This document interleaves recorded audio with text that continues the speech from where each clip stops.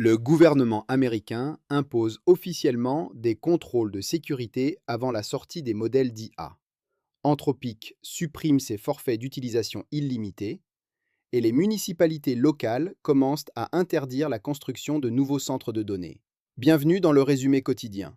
Je suis votre hôte, Étienne Noumen, ingénieur logiciel diplômé de l'Université Laval, basé à Calgary. Aujourd'hui, nous réalisons l'autopsie forensique de l'épuisement matériel et du contre-coup public ce vendredi 15 mai 2026. L'industrie de l'intelligence artificielle se heurte violemment à des limites physiques et géopolitiques. Après une année de croissance effrénée, la Maison-Blanche a brusquement inversé son approche de laisser-faire, annonçant qu'un groupe de travail fédéral évaluera désormais obligatoirement tous les modèles de pointe pour les cybermenaces avant leur diffusion au public. Simultanément, le coût physique de ces modèles brise l'économie des abonnements. Anthropic a officiellement mis fin à ses abonnements à volonté, forçant les agents autonomes derrière un compteur de crédit strict, ce qui a déclenché la colère massive des développeurs. De plus, l'infrastructure physique fait face à une révolte populiste. Des gouvernements locaux à travers les États-Unis votent officiellement pour bloquer la construction de nouveaux centres de données d'IA, citant la pression sur le réseau électrique et le manque de contrôle local. Mais avant de plonger dans les données, j'ai une brève requête stratégique. Les algorithmes de l'application que vous utilisez en ce moment dictent l'information qui parvient jusqu'à vous.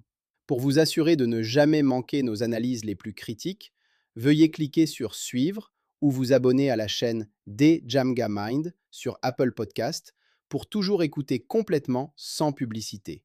C'est une action gratuite d'1 seconde, mais c'est le moyen le plus direct de nous aider à développer cette recherche indépendante. Démêlons ensemble cette journée. Imaginez devoir débourser 300 $ par mois juste pour qu'une intelligence artificielle écrive du code à votre place. Ouais, et le pire c'est de réaliser que c'est l'option la plus abordable sur le marché en ce moment. C'est un truc de fou. Bonjour à tous et bienvenue dans notre plongée habituelle au cœur des dynamiques technologiques. Je suis ravie de vous retrouver pour cette analyse approfondie des notes du 15 mai 2026. Bonjour à tous. C'est une journée assez chargée, ouais. Complètement. Aujourd'hui, on assiste en direct à la mort brutale de l'illusion de l'IA infinie et gratuite. On a épluché une pile de sources, des mémos internes, des rapports cliniques, des notes géopolitiques. Et l'histoire qui en ressort, c'est celle d'une industrie qui se prend un mur de béton à pleine vitesse. Un mur physique, économique et géopolitique, ouais. L'épuisement matériel est total. Exactement. Et on va voir comment les États et les municipalités reprennent le contrôle de force. Mais avant d'aller plus loin, on doit faire une petite mise au point sur nos sources du jour. Ah oui, c'est super important. Nos documents d'aujourd'hui mentionnent des débats en cours et des projets de loi hyper politisés. On a notamment le moratoire proposé par Aossier et Bernie Sanders et des mouvements que certains analystes qualifient de populistes. Voilà. Et notre mission ici, en tant que stratège et analyste, ce n'est absolument pas de prendre parti. Pas du tout. Que ce soit de gauche ou de droite, on ne valide aucune position politique. Notre but, c'est juste de rapporter les faits et de décortiquer les arguments de l'industrie. C'est la règle de base. Bon, on décortique tout ça. Commençons par cette crise qui secoue la Silicon Valley depuis ce matin. Les développeurs se réveillent avec une gueule de bois monumentale. Tu m'étonnes. Jusqu'à hier, le modèle était simple. C'est ça, tu payais tes 20 balles par mois et t'avais l'impression d'avoir un super cerveau branché en permanence sans aucune limite. Sauf que les annonces de ce matin viennent de pulvériser cette illusion. D'un côté, on a OpenAI qui lance Codex sur iOS, Ouais, une intégration mobile ultra sécurisée. mais de l'autre côté, et c'est là que ça fait mal, xAI sort Grok Build. C'est un outil de codage ultra puissant, mais c'est un gros mais accessible uniquement via un abonnement Super Grok Heavy. À 300 $ par mois.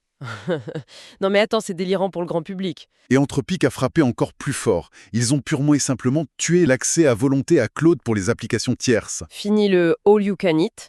C'est remplacé par un système de crédit mensuel super strict, entre 20 et 200 $ par mois. Ce qui a rendu fou les utilisateurs intensifs. Theo Brown, le fondateur de T-Tree, a publiquement résilié son abonnement dans la foulée. En fait, ce que je me demande, c'est pourquoi. Qu'est-ce qui a soudainement cassé ce modèle de l'abonnement à 20 $? C'est une question de calcul agentique, ce qu'on appelle l'agentic compute. Le modèle à 20 balles, il a été pensé pour les interactions humaines. C'est-à-dire? Un humain qui tape une question, c'est ça? Exactement. L'humain tape son prompt, le modèle génère une réponse en quelques secondes, puis l'humain passe 5 bonnes minutes à lire. Et pendant ces 5 minutes, les serveurs d'Anthropic ou d'OpenAI, ils se reposent. Voilà, où il s'occupe d'un autre client. L'effort est ponctuel. Mais un agent autonome, ça ne marche pas du tout comme ça. C'est mon analogie préférée du buffet à volonté. Si un resto propose une formule à volonté, il parie sur le fait que l'estomac humain a une limite, quoi. Tu manges 2 assiettes et tu t'arrêtes. Sauf que là, l'industrie réalise que l'équipe nationale des champions de hot-dog vient de s'installer à la table. C'est tellement ça. Les agents autonomes, ils n'ont aucun signal de satiété. Zéro. Un agent, tu lui donnes un objectif complexe, du genre « analyse cette base de données et corrige les bugs », et il va tourner en boucle. Il code, il teste, il lit l'erreur, il corrige, il reteste. Et il fait ça des milliers de fois par heure. Sans pause café. C'est ça.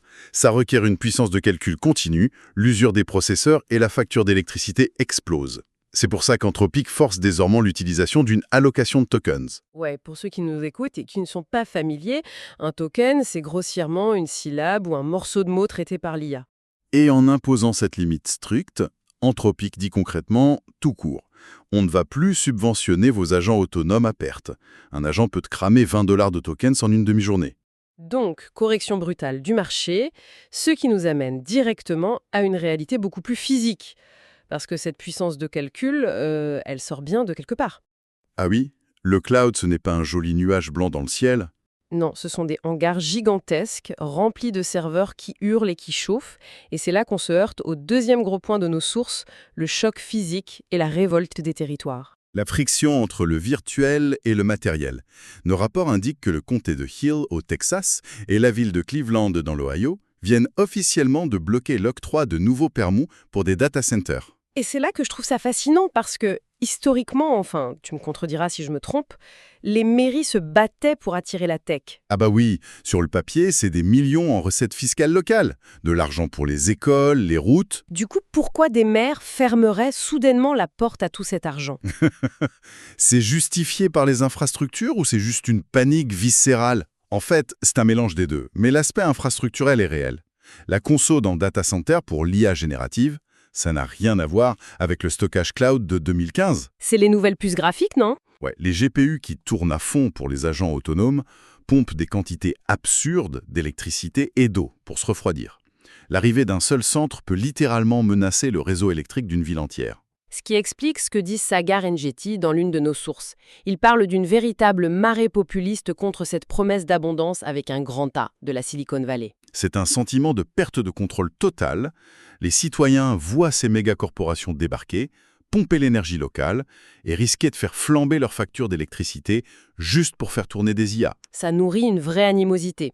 D'où le projet de loi de moratoire sur les centres de données au niveau fédéral par EOC et Sanders. Mais en même temps, l'industrie a traité les petites villes comme de simples extensions de ses labos. Ils pensaient que la magie du progrès suffirait à faire passer la pilule. C'est l'hypercapitalisme qui se cogne contre la souveraineté locale. Mais en même temps, il faut faire attention parce qu'il y a aussi beaucoup de discours ambiants complètement irrationnels. Tu te souviens de l'anecdote sur le compte SHL0MS détaillée dans nos notes? Ah oui, sur X. L'histoire du faux tableau généré par IA, c'est ça. Voilà. Le mec poste une image, il dit que c'est généré par IA pour imiter le style de Claude Monet et il demande aux gens de critiquer. Et les réactions étaient incroyablement violentes, non? D'une brutalité inouïe.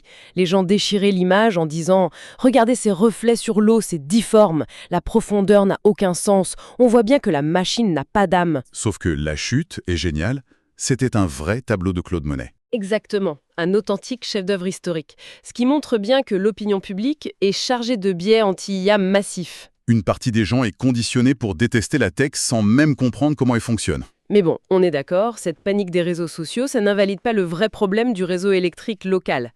Les serveurs consomment vraiment l'eau des villes. Tout à fait, et ça nous amène à un niveau encore au-dessus. Si les maires reprennent le contrôle physique, les superpuissances, elles, reprennent le contrôle politique. La géopolitique la plus dure.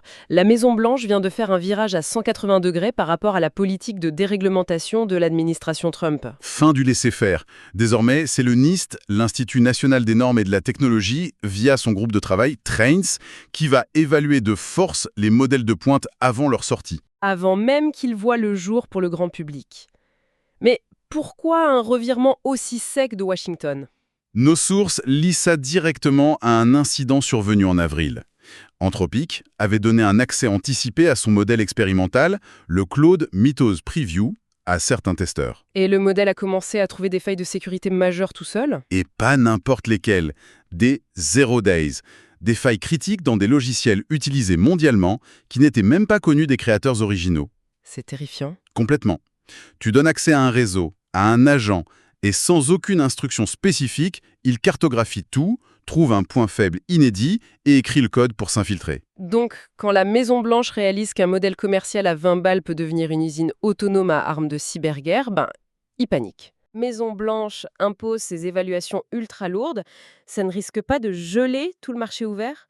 Ah si, c'est le risque majeur. Parce que c'est le paradis de la capture réglementaire pour les géants de la tech. Qui, à part Google, Microsoft ou OpenAI, a l'armée d'avocats pour payer ses audits de sécurité de plusieurs mois? Personne. L'open source et les petites startups risquent d'être balayées. Et d'ailleurs, ce protectionnisme n'est pas qu'américain. C'est mondial. On a vu que la Chine a bloqué définitivement l'acquisition de la start-up Manus par Meta pour 2,5 milliards de dollars. Ce qui tue la fameuse stratégie de Singapour, où les technologies transitaient par des pays tiers pour contourner les embargos. Tutelle, le libre-échange de l'IA, c'est fini. C'est acté. Mais ce qui est intéressant dans nos sources, c'est que même quand la géopolitique ne s'en mêle pas, quand l'IA est juste conçue pour aider ou sauver des vies, il reste un obstacle immense. L'intégration humaine. Et surtout, la friction de la confiance. C'est vraiment la clé de l'épisode d'aujourd'hui, oui. Parlons de cette étude clinique de Google au Royaume-Uni. C'est bluffant. C'est un système d'IA de détection du cancer du sein.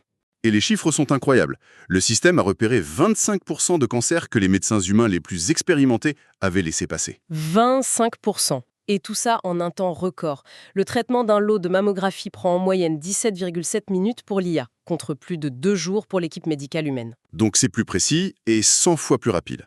Et parce mais le rapport souligne que les médecins rechignent à utiliser le système, ils n'ont pas confiance. C'est le fameux problème de la boîte noire en algorithmique. Le réseau de neurones repère une tumeur en calculant des millions de paramètres invisibles. Voilà. Et si un oncologue demande à l'IA « Pourquoi as-tu identifié cette zone précise comme maligne ?», la machine est incapable de l'expliquer logiquement. Elle ne raisonne pas en termes anatomiques, elle voit des corrélations mathématiques de pixels. Ce qui est un cauchemar éthique et légal pour le médecin. Si la machine se trompe, c'est lui qui signe le diagnostic. C'est comme avoir un collègue génial, ultra brillant, mais qui refuse de t'expliquer comment il fait ses calculs. Tu ne peux pas lui confier la vie d'un patient. Ce manque de confiance, on le retrouve à tous les niveaux, même dans les tensions actuelles entre les géants de la tech. Ah oui, l'affaire OpenAI contre Apple. C'est exactement le même problème, mais appliqué au grand public. Nos sources indiquent qu'OpenAI prépare carrément une action en justice contre Apple concernant l'intégration de ChatGPT dans Siri. L'intégration qui était prévue par l'accord de 2024, ouais. Apple l'aurait délibérément enterré tout au fond du système iOS. Parce qu'Apple ne fait pas confiance à un agent tiers autonome pour fouiller dans les calendriers et les emails de ses utilisateurs. Ça brise leur image de sécurité. Ce qui a poussé OpenAI à braconner Johnny Ive, l'ancien designer star d'Apple, pour créer leur propre matériel. Et ça a rendu Apple furieux. Tu m'étonnes, mais ça montre bien que l'intelligence brute ne suffit plus. Le problème aujourd'hui, c'est d'insérer cette IA dans des systèmes existants, des hôpitaux, des smartphones, des réseaux électriques, sans provoquer de rejet immunitaire, on va dire. D'ailleurs, les développeurs ont bien compris qu'ils devaient travailler sur la perception. Regarde la mise à jour du modèle GPT Real-Time 2 d'OpenAI aujourd'hui, c'est fascinant. Oui, ils ont ajouté des commandes pour simuler l'hésitation humaine. Ils ralentissent délibérément la réflexion vocale de l'IA pour qu'elle insère des « laissez-moi vérifier ça » ou des bruits de respiration artificielle juste pour rassurer l'humain en face. L'IA baisse sa vitesse pour ne pas paraître trop extraterrestre. C'est incroyable de se dire que l'illusion de la faille humaine est devenue un argument de vente. C'est clair, et ça boucle parfaitement la trajectoire de notre analyse d'aujourd'hui. Tout à fait. On a commencé avec la fin de la puissance de calcul illimitée, les agents qui asphyxient le modèle d'abonnement. Ensuite, les maires qui refusent les data centers pour protéger leur eau et leur électricité. Puis les États qui referment les frontières technologiques par peur des cyberarmes. Et enfin, les médecins et les géants du mobile qui hésitent face à cette intelligence qu'ils ne comprennent pas complètement. C'est vraiment l'histoire d'une technologie sans limite qui se cogne violemment contre un monde rempli de limites. Et c'est pour ça que ceux qui nous écoutent doivent suivre ça de près. L'ère de l'IA magique, invisible et bon marché, c'est fini. L'avenir de cette industrie, ça va consister à négocier l'accès à ces outils, de la même manière qu'on négocie l'accès à l'eau ou au pétrole. Ce qui m'amène à une dernière réflexion, un peu provocatrice pour clore cette exploration. Je t'écoute. Si la puissance de calcul informatique est vraiment le nouveau pétrole et que ces agents autonomes consomment des ressources bien réelles avec une voracité infinie, que va-t-il se passer le jour où notre demande de confort numérique entrera en compétition directe avec les besoins en énergie de nos propres communautés pour se chauffer ou s'éclairer l'hiver? C'est la grande question des prochaines années. La collision entre l'algorithme et la survie physique. Ça donne matière à réfléchir. N'hésitez pas à consulter les notes de l'émission, vous y trouverez toutes les sources originales, du rapport clinique de Google au texte de loi, pour creuser le sujet de votre côté. Merci beaucoup de nous avoir suivis pour cette autopsie et à très bientôt.